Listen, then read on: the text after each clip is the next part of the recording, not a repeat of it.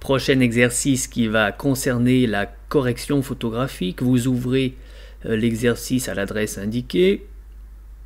Vous faites glisser sur le plan de travail. OK. Première méthode dite destructive. Vous allez dans Images, Réglages et vous aurez plein d'outils pour corriger la photo. Prenons l'exemple de la luminosité et du contraste que vous pouvez corriger en bougeant les curseurs évidemment. En cochant la case aperçue, vous masquez ou vous affichez le résultat que vous validez quand vous en êtes satisfait. Ça c'est la méthode classique dite destructive car vous opérez des modifications directement sur l'image. Si vous voulez les annuler, vous allez être obligé de faire CTRL-Z. Donc, pour ne pas modifier le document original, il existe les calques de réglage que vous allez chercher dans ce petit bouton rond en bas de la palette des calques.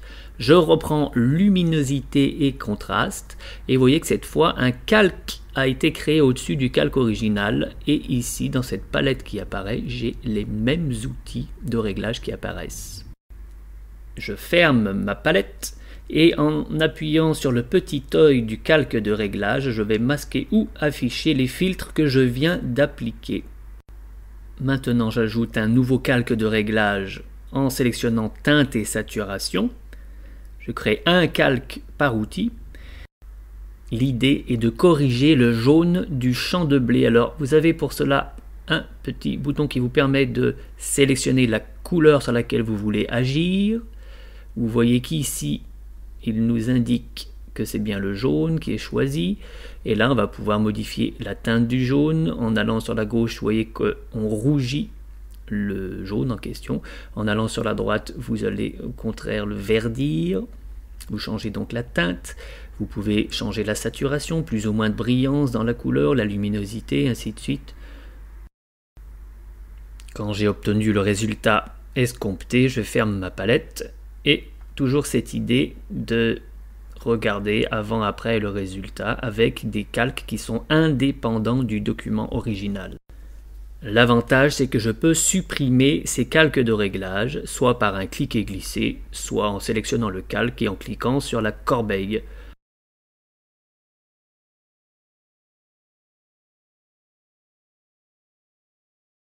Mon document original est conservé. Voilà, à présent je vais fermer ce fichier en appuyant sur la petite croix ici à gauche. Dans le dossier Photoshop Exo, ouvrons à présent dans le dossier Changement de couleur l'exercice Ferrari.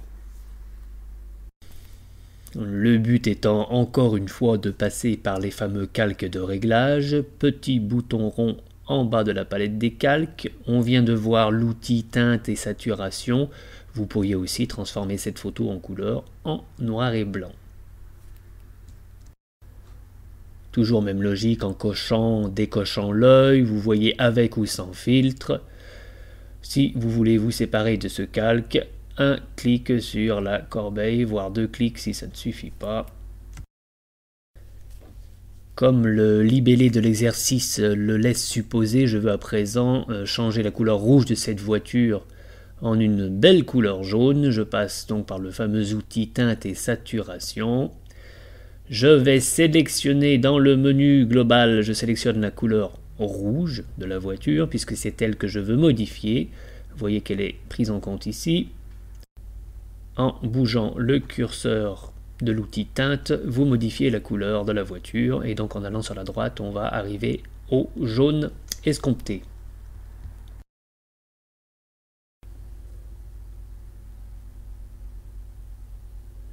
Allez, fermeture du fichier avec la croix en haut à gauche. On va maintenant ouvrir le prochain exercice avec Nicole Kidman en invité. On peut lire le libellé de l'exercice. Dans mon prochain film, j'aurai les yeux verts. Qu'à cela ne tienne, je crée un calque de réglage et vous connaissez la méthode. Teinte et saturation. Toujours même logique. Ses yeux sont bleus, je vais aller dans le menu global pour aller chercher cyan, qui est la couleur qui se rapprochera plus du bleu de ses yeux, vous voyez ici.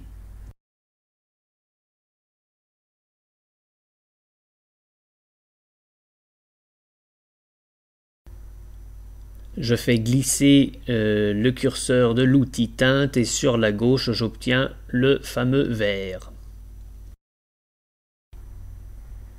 Maintenant imaginons qu'en plus de la couleur des yeux je veuille modifier la couleur des lèvres. Alors attention, je crée un nouveau calque de réglage toujours avec l'outil teinte et saturation.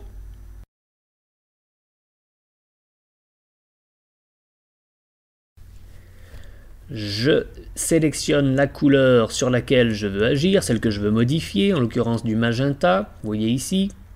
Et puis je vais être encore plus précis avec l'outil Pipette Plus. Je clique dessus et je vais picorer sur les lèvres pour capter toutes les nuances de couleur de ces lèvres. Tout ça dans un souci de précision. Et maintenant, si je déplace le curseur de l'outil teinte vers la gauche, j'obtiens des lèvres couleur mauve. Alors évidemment, une partie du visage aussi sera modifiée car ces teintes couleur chair entre guillemets vont affecter le reste du visage. Alors attention à être précis justement avec l'outil Pipette Plus.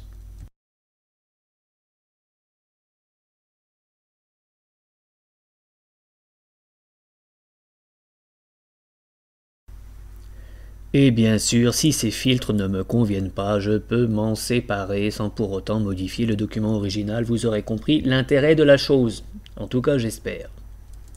On peut fermer ce fichier et passer au suivant.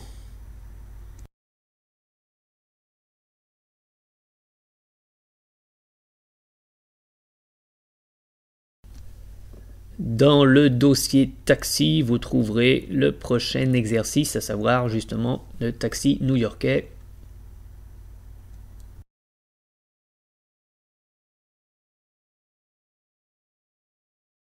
Et lisons le libellé de l'exercice. Mettre la photo en noir et blanc, mais le taxi doit rester jaune.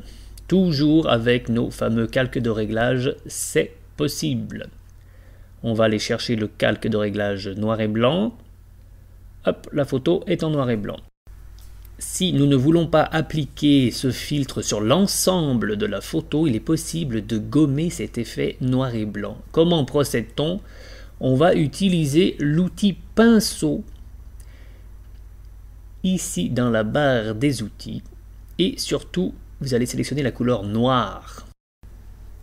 Allez dans le nuancier pour la sélectionner si elle n'est pas déjà sélectionnée, et cette couleur noire appliquée avec le pinceau va agir comme une gomme pour enlever le filtre noir et blanc ou quelque filtre que ce soit.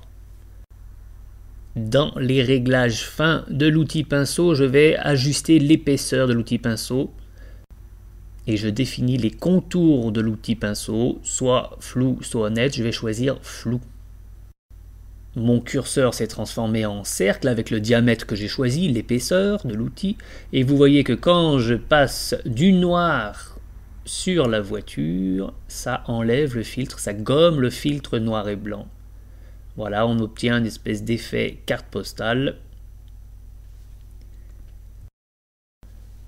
Pour zoomer, la touche Alt plus la molette de la souris pour effectuer un travail précis. Et en faisant un petit clic droit, vous modifierez aussi le diamètre de votre pinceau.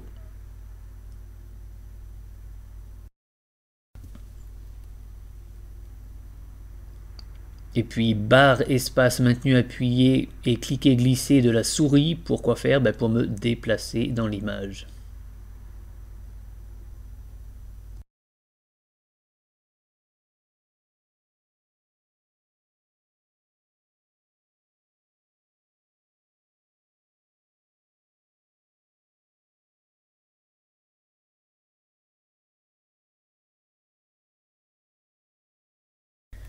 Là, volontairement, je vais déraper, c'est-à-dire que vous voyez que j'efface le filtre là où il ne faut pas, à savoir sur l'arrière-plan. Alors, soit on fait CTRL-Z quand on a fait une bêtise, sinon, avec la couleur blanche appliquée par mon pinceau, au contraire de la couleur noire, ça me remet une couche de filtre noir et blanc. En bref, la couleur noire efface les effets d'un filtre. Au contraire, le blanc rétablit ces effets.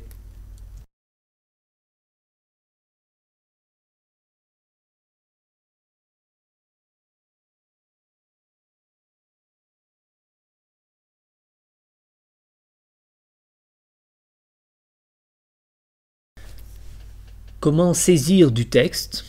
En maintenant appuyé le bouton texte de la palette des outils, vous avez toutes les options du texte qui apparaissent. On choisit la première, le texte horizontal. On clique sur l'image, le curseur clignote, vous pouvez saisir le texte. Toutes les options du texte figurent en haut. Ici, vous avez la police, l'épaisseur, la taille, la couleur, l'alignement, tout est là. Je rentre London. Si je veux déplacer le texte, il me faudra sélectionner l'outil flèche dans la barre des outils, et je déplace ça comme n'importe quel élément. Outil texte pour sélectionner mon texte, et j'approche mon curseur très près de la première lettre. Je clique glisse pour mettre en surbrillance. Avec l'outil pipette, je sélectionne la couleur de mon choix sur l'image, en l'occurrence celle du bus, le rouge du bus que je veux appliquer au texte. Je sélectionne mon texte en surbrillance, je vais cliquer dans la palette des outils sur ma couleur rouge et je valide. En l'occurrence, il était déjà rouge, mais peu importe.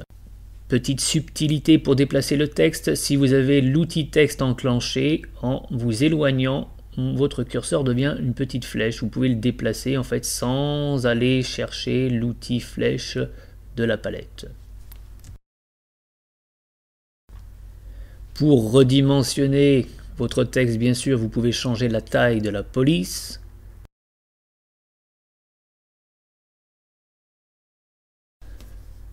Ou en passant par l'outil flèche de la palette, vous pouvez redimensionner l'outil texte comme n'importe quel élément avec les petits ergots, notamment dans les angles. Vous voyez, cliquez, glissez, ça agrandit le texte.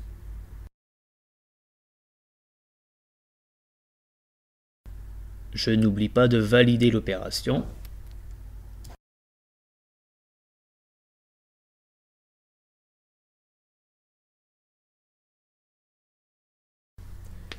Bien, une fois que votre document est terminé, vous voulez l'enregistrer, fichier, enregistrer sous.